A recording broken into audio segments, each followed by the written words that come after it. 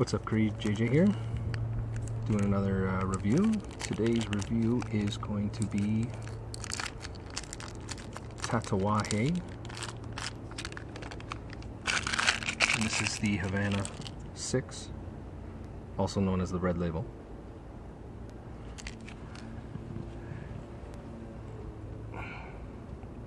This one is in Churchill, 7 inches by 47. Medium bod. Nice sweet smell. This one was one of the first cigars that Pete Johnson did from Nicaragua before they were just rolled in Miami. So anyway, let's cut her, toast her, get to know her.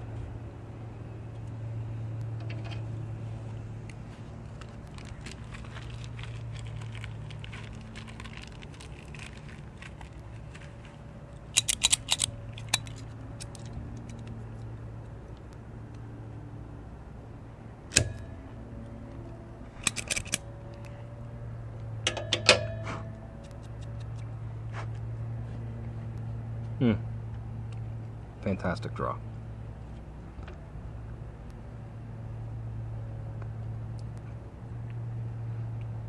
Bit of a zinga on the tongue. Nice sour note. Very sweet, like dark chocolate. Anyway, sit there smelling damn thing all day. That's not what we're here for. So, the brand itself, Tatuaje, was Pete Johnson's idea and brand. And for those of you who aren't familiar with him or his story, Pete may be the creator or the idealist behind the Tatuaje, but there's also another gentleman who is the actual creator of the cigar that brought it to life in Pete's image.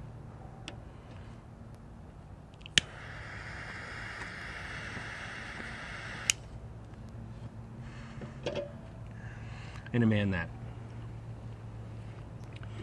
Pete holds very high respect for, and really helped him when he needed it.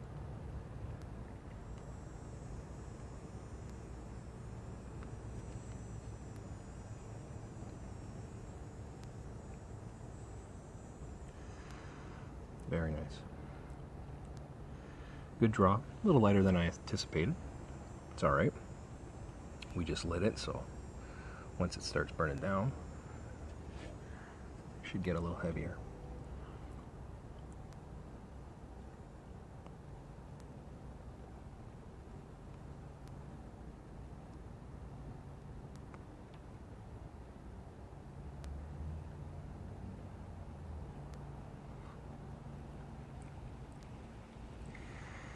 Peppery through the retro-hale.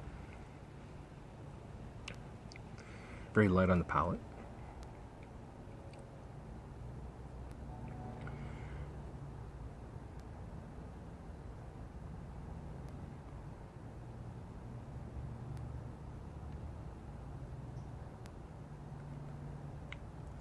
Light wispy smoke on the draw.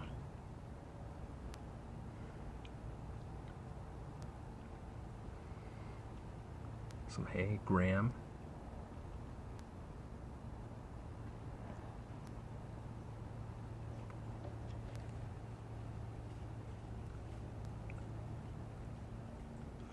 A little bit of like a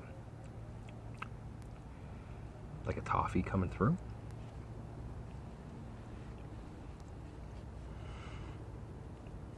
Feel the pepper.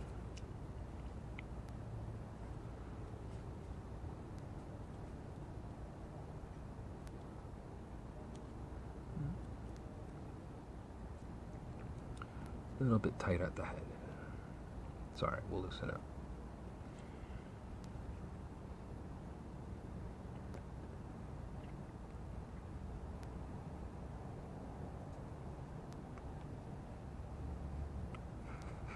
So, for those of you who don't know Pete Johnson, I don't know him personally either, however,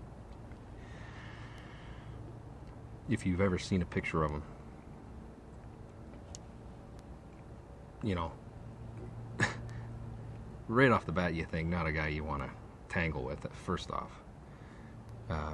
You know, he has that whole look about him, period. Not saying he's not a nice guy, but just in first impression, without him saying a word, he's definitely somebody you look like you don't want to tangle with in a dark alley, so to speak.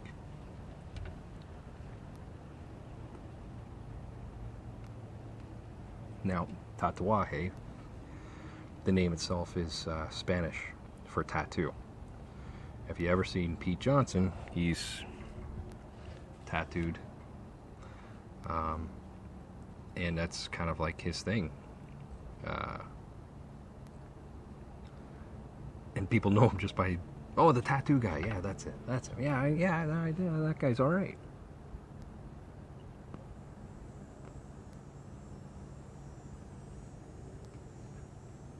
I've never had the pleasure of meeting him. Hopefully one day I do. So, anyway, Pete was born in Maine, and when he was 18, he decided to take a trip and end up in Los Angeles, basically pursuing a musician's career. Wanted to bust into the music industry. His instrument was bass. He was a bassist. So during that whole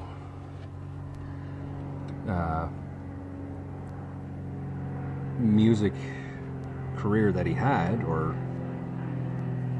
tried to have, you know, he was in a few bands here and there, and did a little bit of light touring, nothing crazy. So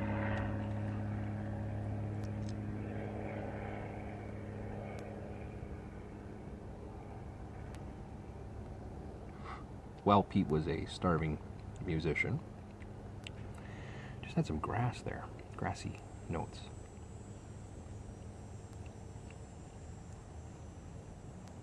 Bit of barnyard coming through.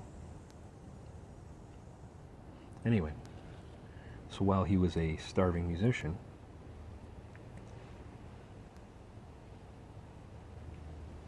Pete would smoke, but he would mostly smoke in recording or on stage. And he was known to have a cigar. So, at the time of being a starving artist, he had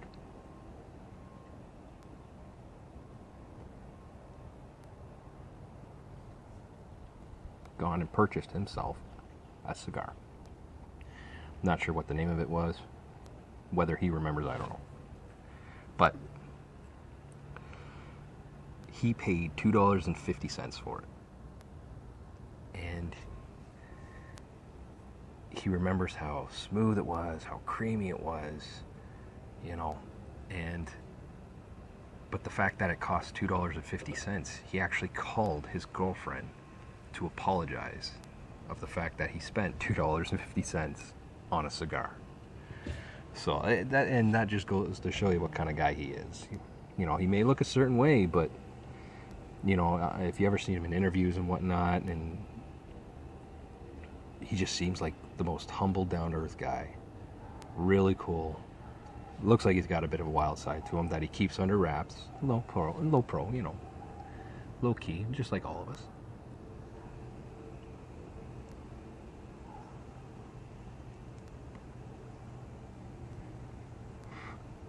So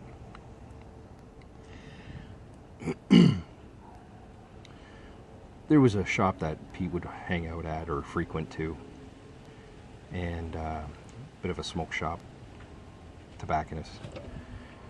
And there was a guy there that actually approached his boss to see about hiring Pete. And Pete, the only position they had available was a part-time job, and Pete would work that. But he was enjoying himself so much and learning so much about tobacco industry, you know, cigars, pipe, etc., that 6 months later, he was hired full-time.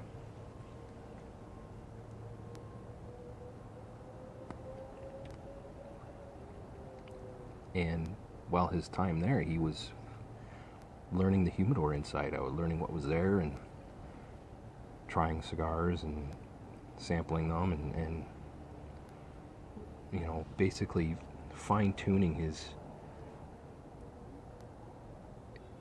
or unknowingly developing and fine-tuning his palate and his knowledge. So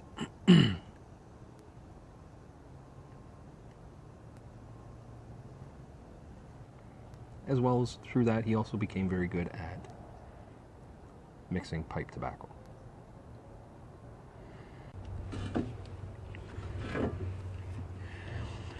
So ash is still growing. It's holding on. It's white as a sheet. And the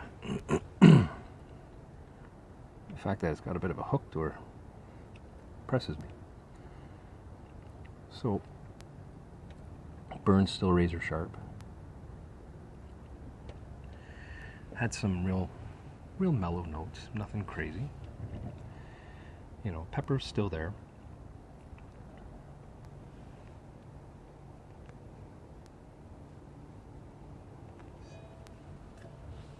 There we go.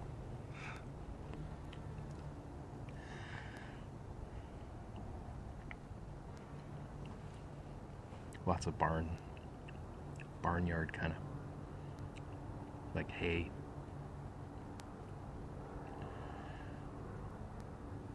Just a touch of coffee. Almond. There's definitely almond in there.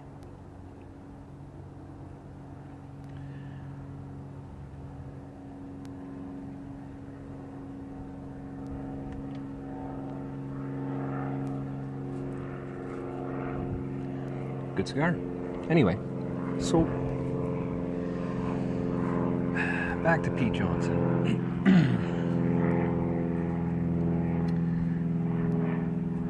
Working in the smoke shop. That job, doing that part-time, or doing the mixing pipe tobacco and working in the shop part-time. That was, you know, back in 1993. And then, and then a little bit of time passes. He finds himself at another job working, I believe as a bouncer at the Havana, or the Grand Havana room. And like I said, the guy you wouldn't want to meet in the dark alley, tattoos, you know, looks a little edgy, but it works for him. But, you know, he's a bouncer there running the door, so.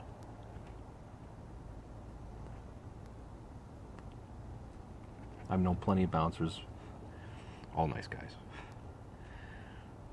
Some of them a little high strung, but, you know. Anyway. So, Pete worked at the Grand Havana room from 96, I think it was. And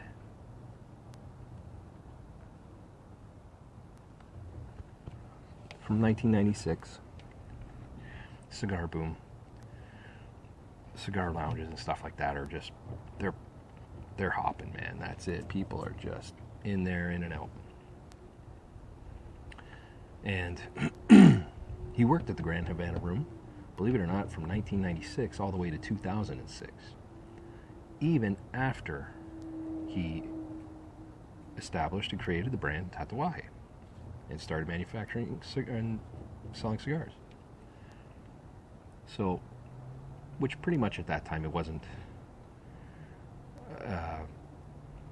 working out to be a full-time gig for him to do cigars. However, the window of opportunity, I think, for Pete was rapidly approaching, so he had to at that point make a decision, you know, what he wanted to do. Anyway, we're getting a little bit ahead. So while he was working at the Grand Havana room, he was introduced to a gentleman by a friend of his, and that gentleman's name was Don Jose Pepin Garcia. Same gentleman that helped Pete bring his dream to life, basically. Created his cigars in Pete's image. Now, Pete had a few attempts brought to him. None of them worked out the way his palate wanted it. And he sat down with Pepin, and they discussed some things, and Pepin spoke Spanish and very little, if any, English at all. So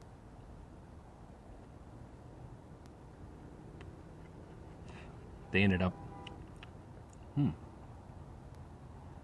just got a good sweet note, a little bit of chocolate there, coffee and chocolate. So they found a common ground, which was Cuban cigars. Pepin coming from Cuba, worked in Cuba, some of the best manufacturing facilities out there for Cuban cigars, for Habanos. And anyway,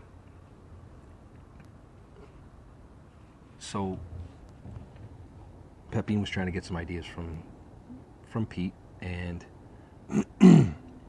Pete basically said, look it, pulls out a cigar, it's a Cuban cigar, hands it to Pepin. Pepin's smoking it, and he says to him, this is what I'm looking for. Right away. No problem, Pepin says. Easy. I know Cuban cigars. I know Cuban seed. I know Cuban tobacco. I know what the taste you're looking for. So, rolls him a cigar.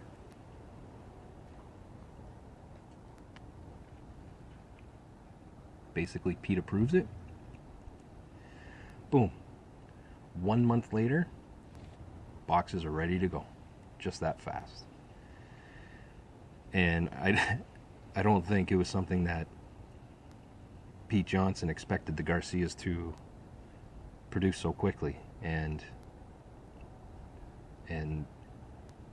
basically be ready for sale so fast. But it was pretty much, roughly around that time where Pete said, sometime after that, where he was needing to jump in, wholeheartedly. And he was able to convince the owner of the Havana room, the Grand Havana room, to sell his cigars. And what a cool feeling that would be, walking around an establishment that you're very familiar with, seeing faces that you know, and there they are enjoying your cigar. Now, it wasn't this one, it was actually the brown label, which was rolled in Miami.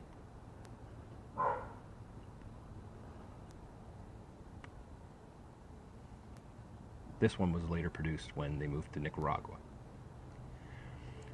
This one has the Nicaraguan filler binder with an Ecuador wrapper.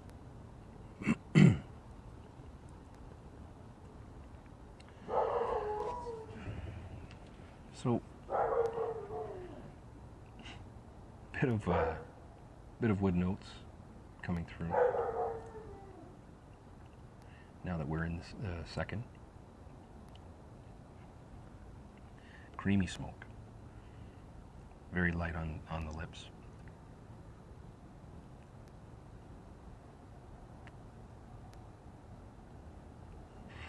huge output.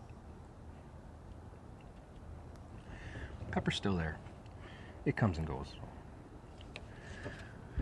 So,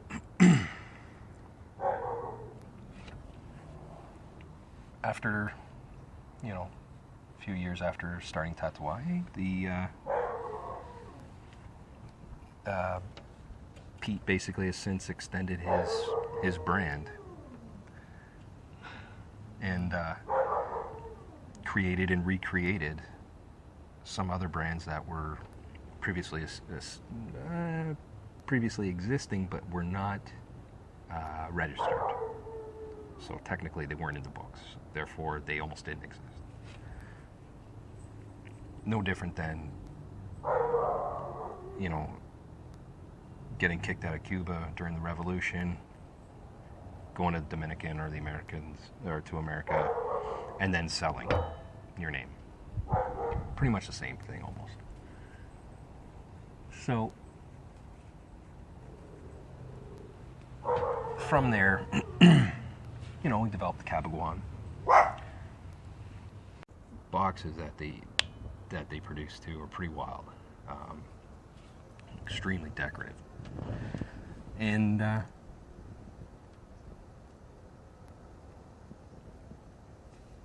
you know, it's things like that that kind of us as a consumer and a purchaser of his products kind of anticipate and can't wait to see what he comes up with next. Because some of them are pretty neat, pretty ingenious. His boxes alone too, because of Pepin coming from Cuba, also has basically set up the Tatuaje boxes like Cuba does. They have like the seal, they have the crossband, the Habanos DOP, as well as they also have done a Reserva type series label that is just like the Edition Limitadas and box dates, etc. So Pepin being of Cuban heritage, really, you know, they show their, I guess, pay their respects in a way, or making fun of the way the presentation is in the Cuban box and incorporating it into their own. So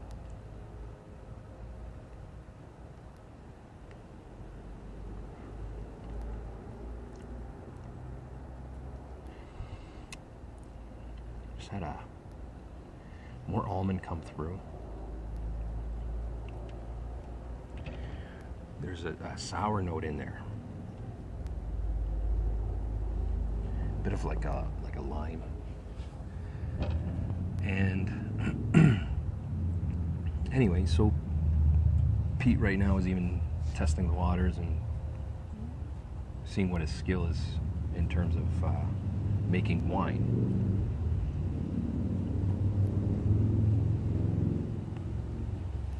Nothing big right now. He uses it for events that Pepin has, and other events that some of the other cigar manufacturers cater or put on, and he caters the wine for that. Nothing on a mass production scale or global distribution scale. Really small right now.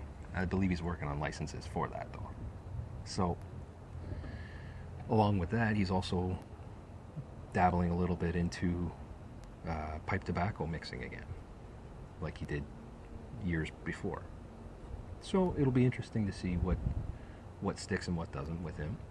You know, he's kind of like me, a guy that, you know, gets an idea and just runs with it, you know, goes with it. And wants to try and has that mentality of, you know, why not? I can do that. They can do that, I can do that. So, you know, good for him, and I hope he keeps it up. Who knows? Maybe we'll be sampling some wine up in Canada from Pete Johnson.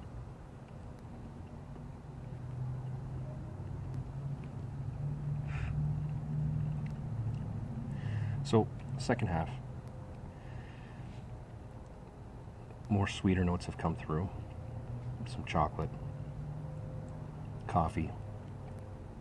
There's some that nutty almond and some cedar.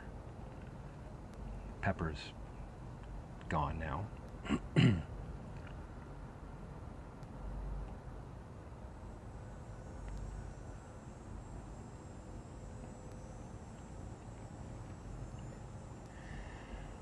For sure, you know, medium.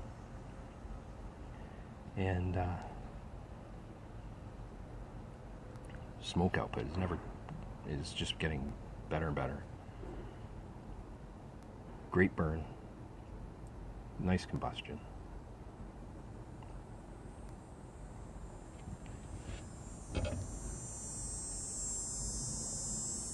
And the cicada in my tree.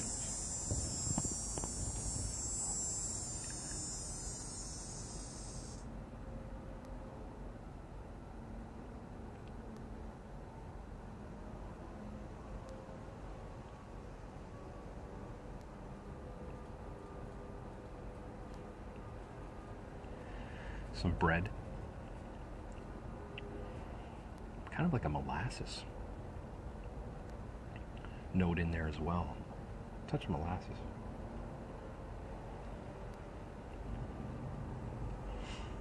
Still fairly smooth on the retro-hale. Anyway, we'll be back with our end of the second review.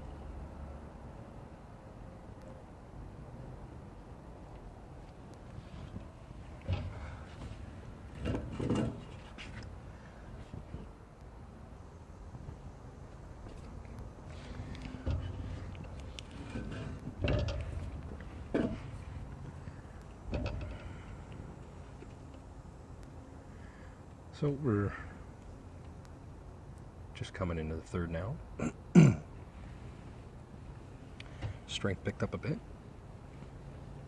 Feeling good. Nothing too crazy. It is, you know, medium after all. Touch of pepper picked up again. And I had a Grammy note.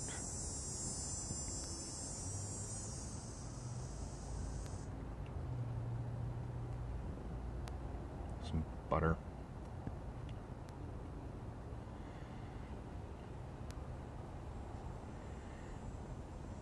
Yeah, more gram.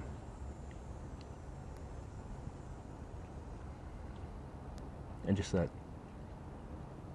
unsweetened cocoa, bacon, you know, baking chocolate kind of note to it. Definitely a good cigar. Very good cigar. And that's one of the things too.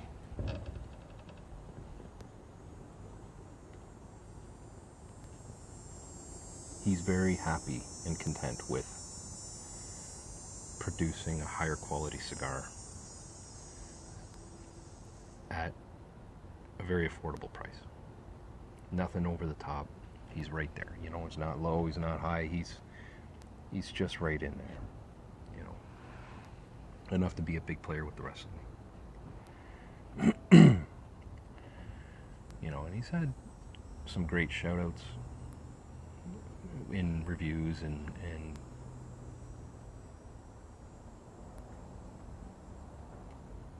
Cigar Aficionado and all that. If it's your Bible or whatever, fine.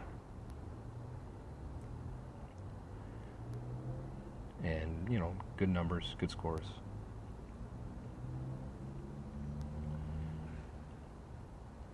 It's definitely one you have to try. Definitely a brand you have to try.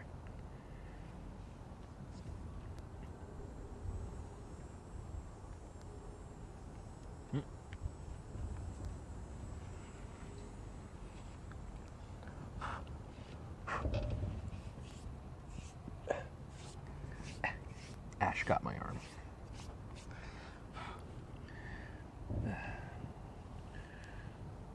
The hazards, all part of the job, you know.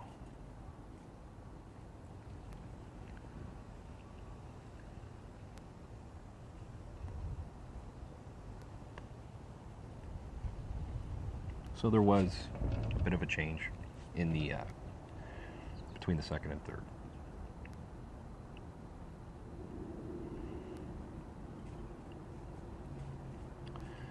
Bit of spice.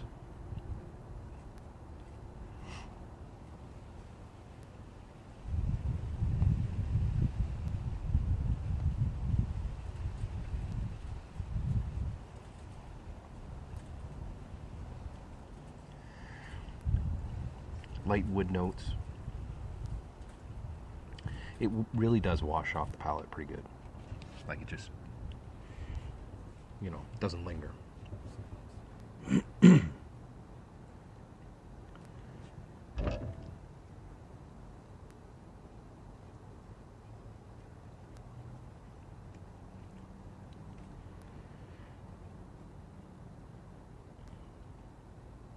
Kind of like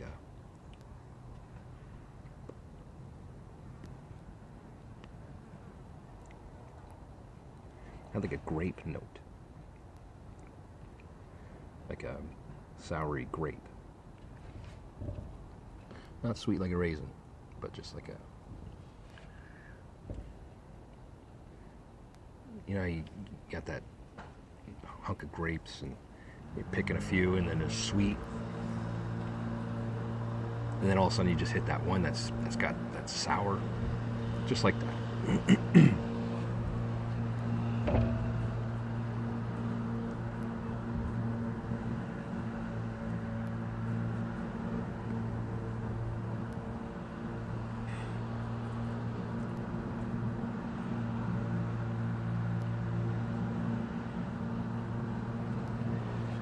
Burn's, you know, coming a little off, but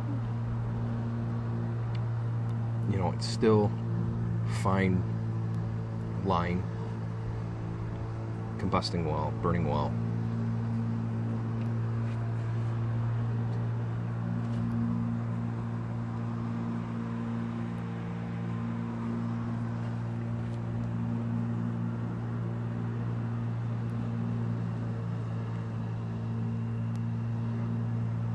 Going back on how they mimic the Cuban boxes and whatnot. Same thing goes in the construction of the cigar. Triple cap. Still rolling, if I'm not mistaken, still rolling in the Entabado way.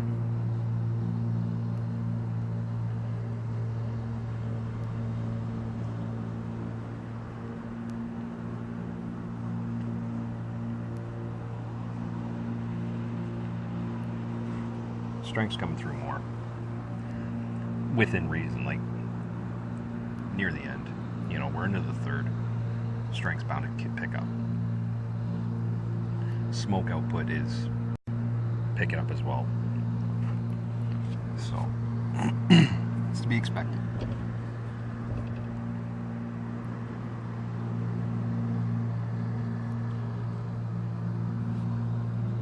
Anyway, I'm gonna stop it here, and I'll come back for my end of the third review and final thoughts.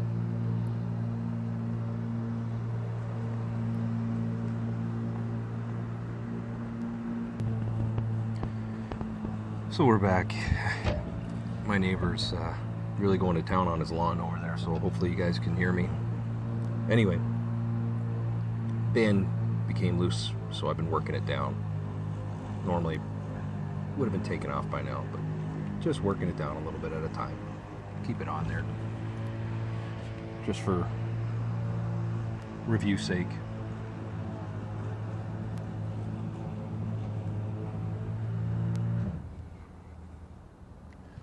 Can really feel the build up now, coming through. Strength picked up again a bit. Pepper's amped up. Let's see if I can remove this guy a bit. Oh, enemy damage. Oh, there goes the ash.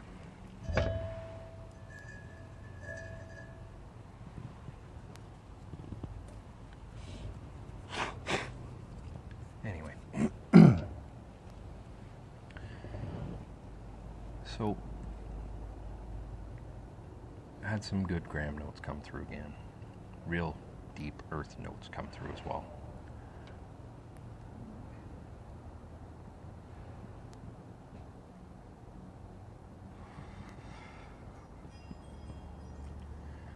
Never had to touch it up. You know, burn went a little off center and straight itself back up.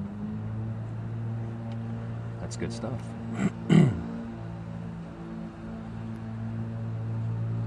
know, and the buildup is just the oils coming through, everything that was burnt down,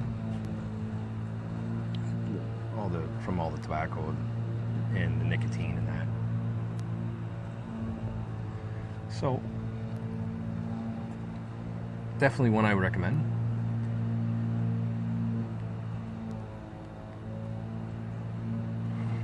Not one that'll bust the bank in any way.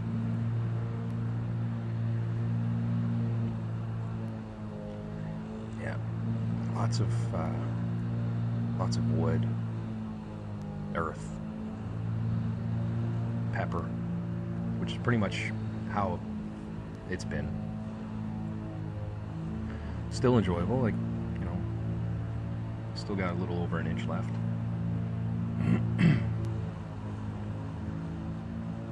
So I definitely recommend it. Would I buy a box? Yeah, actually I would. I like the Churchill size. Not often do I get a chance to smoke a Churchill. Just in terms of time-wise. Now this one has been burning fairly fast. A little bit faster than I expected, that's for sure. But that's fine. Like I said, not often I get a chance to enjoy a longer cigar.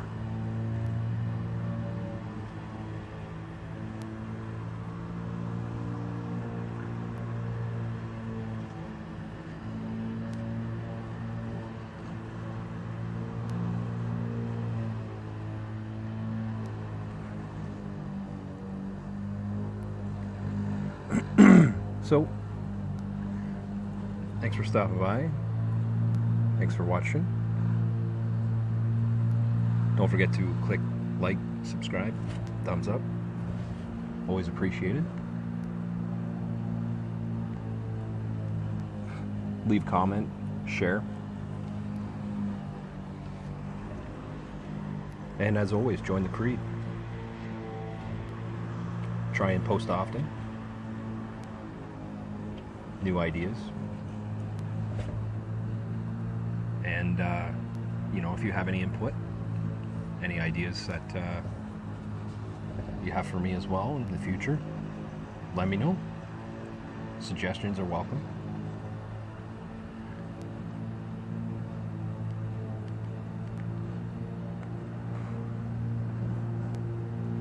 I'm JJ. Once again, Cigar Creed.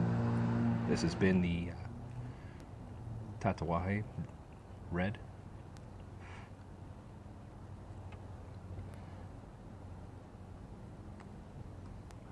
Havana 6 by Pete Johnson.